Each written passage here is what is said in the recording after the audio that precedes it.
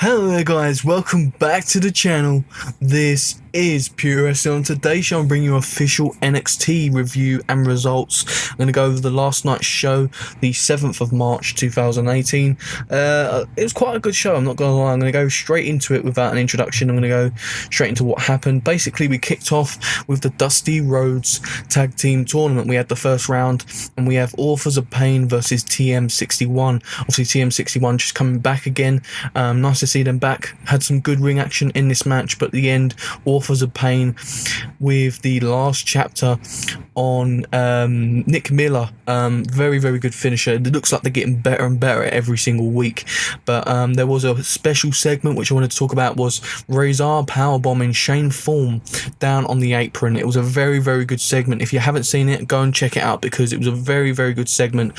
Very well done from both of these tag teams. So that was a great match to start off the show. Then we had a backstage segment with William Regal talking about the Dusty Rhodes Classic. Someone asked him who does he reckon will win the Dusty Rhodes Tag Team Tournament. He said he decides not to answer and he basically walks off. Then Pete Dunne shows up and he says the UK Championship is not going anywhere. It's staying on him. Roderick Strong shows up and talks with Pete Dunne, and then the Undisputed Era turn up. Now, him and Adam Cole are going head to head, and you can see there's something going to go on here. Basically, Pete Dunne talks about how Adam Cole's won nothing since he's got there. He's this big name, but he's won nothing. So it was an ultimate thing between them two, and it was a bit of a stare down. And William Regal, really well done to William Regal, telling the story here and broke it up. He said, "Is there a problem here?" In the end, the match is announced. We get Pete Dunne versus Adam Cole next week with the UK Championship on the line. Very happy for that because I really do like Adam Cole, and I really love Pete Dunne, the Bruiserweight, and I really do want the best for the UK title, especially with that UK division doing really worse at the moment than the Cruiserweights in my opinion. Pete Dunne is doing very well to keep that UK title seen around the world and keeping it up to a certain standard as much as he can. Then we have backstage, we have Bianca Belair on this show. She's getting ready for her match she has on the show. We have a basement scene with Eric Young, Alexander Wolf, Nikki Cross. They're all cutting a promo about Chaos will continue in the Dusty Rhodes Classic tournament. And then we have Killian Dane stop them all from laughing and says Aleister Black, Chaos will win tonight. So Killian Dane putting a statement out there to Aleister Black saying that he's going to win tonight. He's going to go on, and Aleister Black's in his path. He's not going anywhere. He's going straight through him. Very good promo. Killian Dane, in my personal opinion, I've seen him on the indie scenes, and his weakness was his promo work. And it seems to me that he's doing better in NXT, just like most other people do when they turn up in NXT. Their promo work and everything gets better. And yeah, very well done. Really, made me look forward to the main event, which was Aleister Black and Killian Dane. Next up, obviously, we're seeing Bianca Belair backstage, preparing for a match. Bianca Belair versus just a random jobber, sorry. She's basically versing a jobber, and basically she done a 3 vertical suplexes and a 4 away powerbomb. That one where she lifts them up into a powerbomb and throws them backwards, pin, and then 1, 2, 3. She seems like they're building her momentum, getting her back in the ring and building her up for something, and I'm looking forward to seeing what comes of Bianca Belair because she's very good. Then we have a great backstage segment with Christy St. Clair talking to Lacey Evans, who's now turning heel. Obviously, spoiler talk is that there's a group coming through, and it will be coming up in the next couple of weeks. I don't want to give away who it is just in case people don't know the team. Basically, Lacey Evans is going to be a part of that, and now she's this heel, and I'm looking forward to seeing what's coming on. Basically, she's cutting a promo talking about Dakota Kai is another example of a classless woman. Next week she wants to test Dakota Kai in the ring, and Shayna Baszler shows up. Basically Lacey Evans leaves straight away. She knows there's trouble obviously going to happen. She starts calling out the fighting same with the commas there, champion Ember Moon.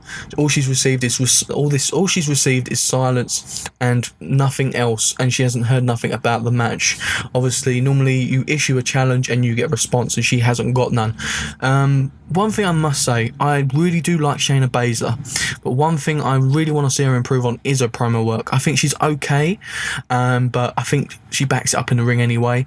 But I do want to see her get really good on promos. I think she could really do well, and I think this feud with Ember Moon will do her the world of good before Ember possibly goes to the main roster. Next up, we have Heavy Machinery backstage working out in the Performance Center, and they're saying there's no team ready for them in the tag team tournament.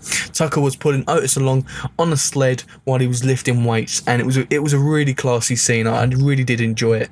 It just made me laugh. These two guys really work well together. They're a great team, Heavy Machinery. And then we have one of the best heel moments in WWE. Tommaso Ciampa heads out to the ring with a chorus of boos. You just can the crowd just completely hate this guy, chanting "You suck" and "We want Johnny," and it just really just showing the hate towards this guy, the heel heat that they've built from this one feud. It just goes to show you how well Johnny Gargano is over and how well of a heel Tommaso Ciampa has been booked, and he hasn't even said a word yet. He hasn't said a word. He's always done is come out and do that and been on social media doing his little bits here and there.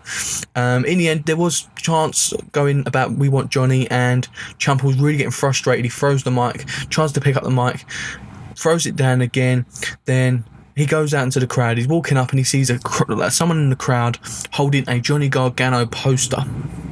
He takes the poster, he rips it in half after pointing it and letting everyone cheer for Johnny, and then he gets in the ring and uses that crutch that he's still got. I'm guessing that's using this crutch to tell the storyline of that's the weapon that beat Johnny Gargano, and he starts basically smashing this sign that someone has made that he's ripped in half, and basically showing his frustration. Goes up to the stage and basically the entrance ramp, and basically just gets booed out of the building basically. As I said, this is one of the key segments for me, not just because I like Ciampa or the booking's great. It's just how well it's all been put together, how well Ciampa is selling the whole thing, how well he's doing on social media. It's all coming well together, and this story is going to progress, and you're going to have Johnny Gargano get involved somehow. He will come back, obviously. It's just a really good storyline. NXT always do well when it comes to storyline.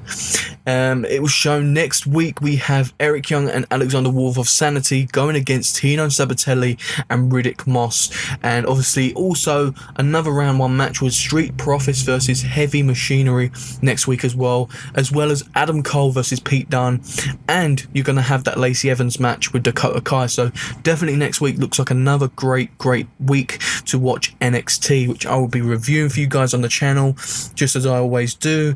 And as you can tell, it's a pretty much chilled out NXT review, really. I haven't got nothing to complain about. I just NXT always to bring something out of the bag, especially the UK title. Where I come from, the UK, I was worried about this UK division. Obviously, seeing Mark Andrews in the 205 Live and seeing this division not really working apart from Tyler Bate and Pete Dunne, I was a bit worried. And now they're bringing out some NXT stars going against Pete Dunne, and it's making it more exciting for that UK Championship, making it feel worthy, because Pete Dunne has defended it and beaten everybody. Next up, we have Aleister Black versus Killian Dane, the main event of the show. Dane basically shows how much of a beast he is in this match. He shows how much he destroys Aleister Black in this match, and Aleister Black with the storytelling of how injured he is in this match, selling the injuries. It was just a great match. It wasn't the best match I've ever seen. I don't think this is Aleister Black's best match, but I think this is possibly Killian Dane's best match in NXT so far, apart from the War Games pay-per-view. I thought he'd done quite well in. And yeah, apart from that,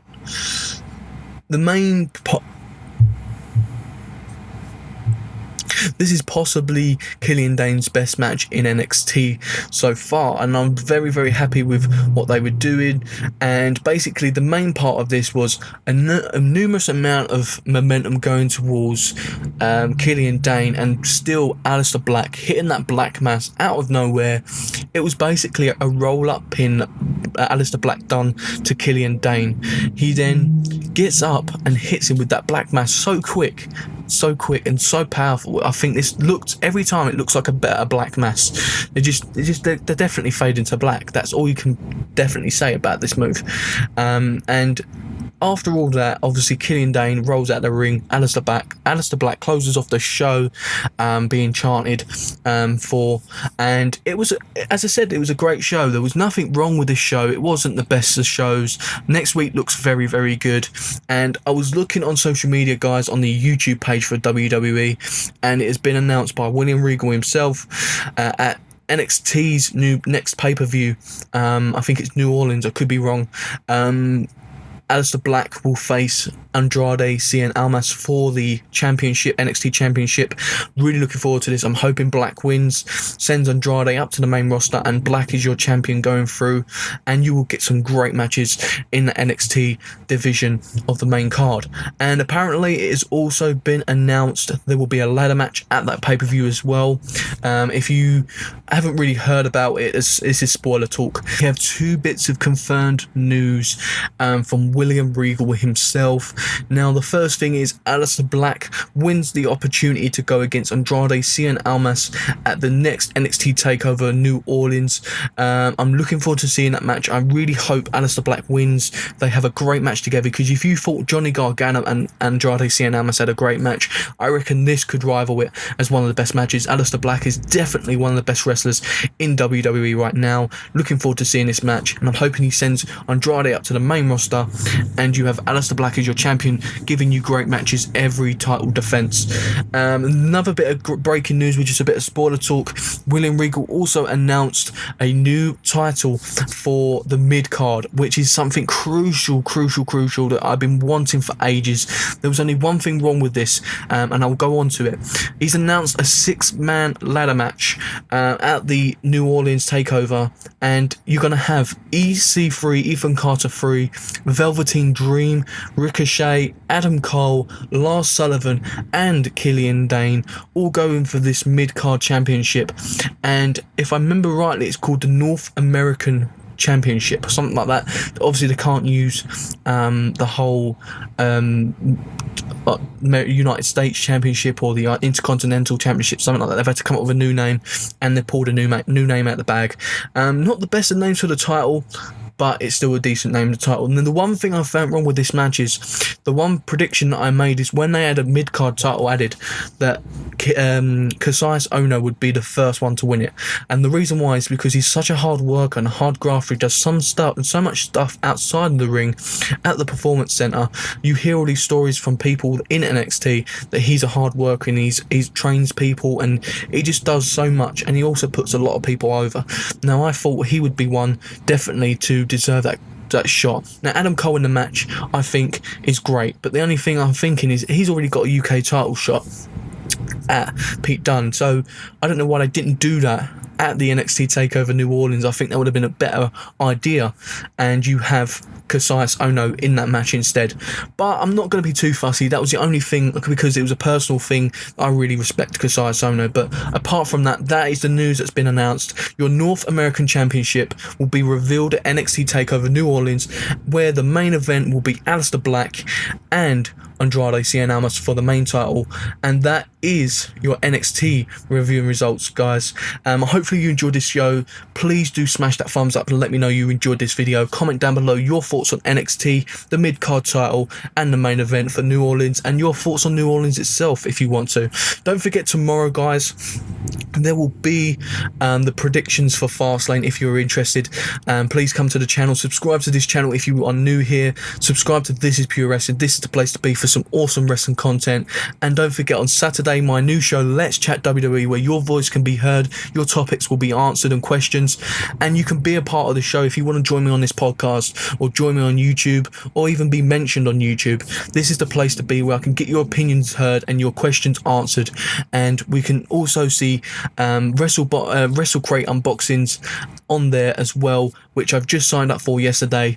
You will have news and rumours where I'll bring up all the latest news and rumours that I want to talk about on that show as well. So Let's Chat WWE, there'll be episode number 1, links in the description with a load of other links to my Raw review, my SmackDown review, and yeah, just look forward to the stuff that's coming to this channel. Stay tuned, subscribe, like, comment, share, support the channel as much as you can. Don't forget social media links in the description as well, and I'll see you next time on This Is Pure Wrestling.